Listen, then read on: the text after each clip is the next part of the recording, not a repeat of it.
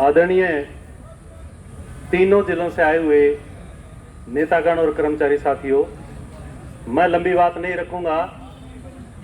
वैसे तो आप 11 बजे का टाइम रखा था, 12 बजे आए थे और 1:15 बजे आए। अभी अपन जल्दी बहुत हो रही है, लेकिन जो परिस्थितियां हैं उनको समझ नहीं रहे आप। मैं किसी मांग पे बात नहीं करूंगा। मेरे से पहले बोलने वाले साथी सारी मांगों पे अलग अलग जिक्र कर चुके हैं। सिर्फ 3 बात बोलूंगा मैं, आपके सामने कहना चाहता हूं।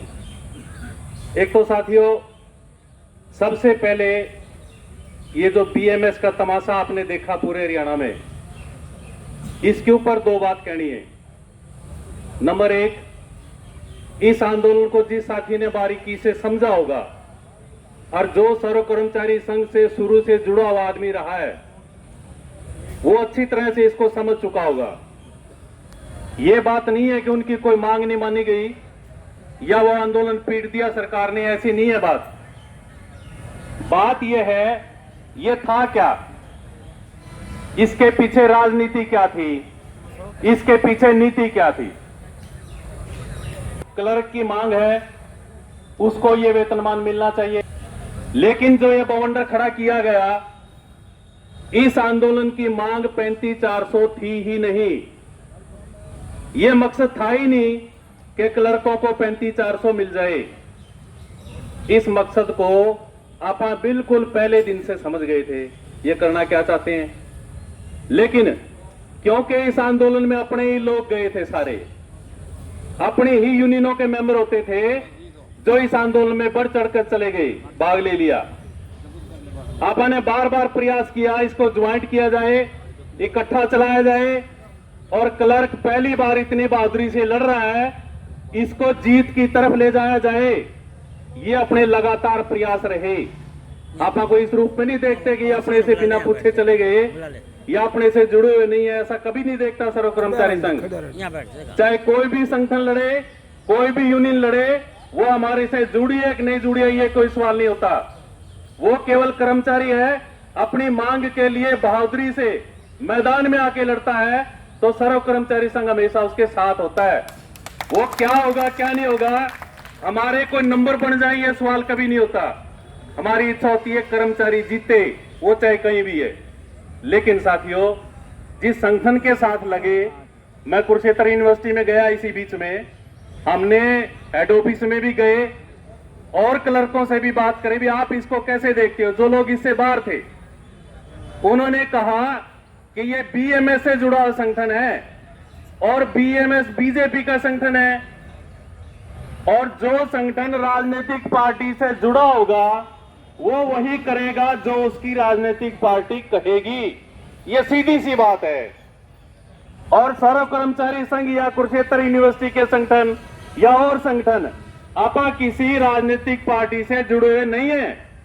आपा केवल कर्मचारी की मांग, उसके मुद्दे, उसकी समस्याओं से जुड़े हुए हैं, हमेशा उसी के लिए लड़ते हैं। तो ये वहां के कर्मचारियों की बड़ी आसानी से समझ में आई, जो आज समझ में आ रही है। जो साथी वहां बढ़ चढ़ के लड़ रहे थे, पैसे की कमी नहीं रहने दी, दिन रात लगे रहे, टेंट गार्ड के बैठे रहे, कौन सी मेहनत नहीं करी, उसके बावजूद इस रिजल्ट पर पहुंचे।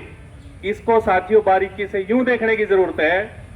आप अब भी कह रहे हैं मांग जायज है, क्लर्कों को मिलनी चाहिए, लेकिन इस रूप में देखिए, इस आंदोलन का मकसद, इसके पीछे बीएमएस थी, बीजेपी थी, सरकार थी।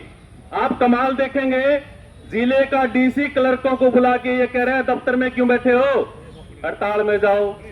क्या ये डीसीओ का काम है हड़ताल करवाना, या एसडीएम का काम है वहां लंगर लगाना या मदद करना, पैसे दिलवाना? ये सारे काम सरकार ने, प्रशासन ने किए। क्यों किए? सरकार क्यों थी इसके पीछे? क्या वास्तव में सरकार देना चाहती है? 1,000 रुपए मेडिकल अलाउंस हमारा काटना चाहती है सरकार, बदले में स्वास्थ्य बीमा योजना देगी, और स्वास्थ्य बीमा योजना जो कंपनी है उसको 25,000 रुपए साल के देगी, अपने को देती है 12,000 रुपए, और वो स्वास्थ्य बीमा कंपनी 3 लाख तक का इलाज कराएगी, उसके आगे आपका इलाज नहीं कराएगी। और जब वो आप स्वास्थ्य बीमा में चले जाओगे, जब इलाज करवाने के लिए जाओगे तो ढूंढते फिरोगे कौन सी कंपनी हमारा इलाज कराएगी। लेकिन फसल बीमा योजना किसानों की इसका उदाहरण है। किसान ढूंढते फिरते हैं कहां से बीमा मिलेगा, कहां से मुआवजा मिलेगा। ऐसी सरकार जो हमारा 1,000 रुपए मेडिकल अलाउंस भी काटना चाहती है, वो 35,400 दे देगी क्या? ये सीधी सी बात है, समझो इसको। और लास्ट में बहुत सारे लोग, लगभग सारे लोग ये मान चुके थे कि 35,400 तो नहीं मिलेगा, लेकिन 25,500 दे देगी सरकार। अपने भी जचगी थी, क्लर्का के भी जच रही थी, भाई 25,500 तो दे देगी। लेकिन इब न्यू कहे बातचीत में 21,700 पे तक सरकार राजी है, 21,700 देवा है, लेकिन क्लर्क नाट गए। देखो भाई, अगर सरकार असल में एक भी पैसा नहीं देना चाहती, ये समझो। अगर सरकार 21,700 देना चाहती, 21,700 की नोटिफिकेशन कर दे, लागू कर दे, क्लर्कों से क्यों बात कर रहे हो? आप नोटिफिकेशन करो, लागू करो, फिर क्लर्कों को कहो भाई इतना हम दे सकते थे, इतना दे दिया। इब नहीं मानोगे तो लगेगी एस्मा, हो गए गिरफ्तार, फिर तो बात समझ में आती है। लेकिन 21,700 भी देना नहीं चाहती थी सरकार। असली मकसद क्या था? अब इस बात पे आ जाओ। असली मकसद था 28 मई की जींद रैली। मेरे से पहले शारदा जी ने जिक्र किया और साथियों ने किया। इतनी बड़ी रैली को राजनीतिक पार्टी भी नहीं कर पाई। इसका मतलब कर्मचारियों में गुस्सा है। 1,70,000 कच्चा कर्मचारी आज ये चाहता है पक्का होने की पॉलिसी बने। पेंशन के अंदर 1.5 लाख कर्मचारी आ चुका है, उसकी मांग है पुरानी पेंशन लागू हो, इन महकमों में भर्तियां हो, वेतन विसंगतियां दूर हो। ये रैली में 28 मई को आपने देखा, और उस 28 मई का सरकार ने नोट लिया, खट्टर साहब ने नोट लिया। इतनी बड़ी रैली, अगर ये कर्मचारी हरियाणा में खड़े हो गए तो तुम्हारे लिए मुश्किल खड़ी कर देंगे।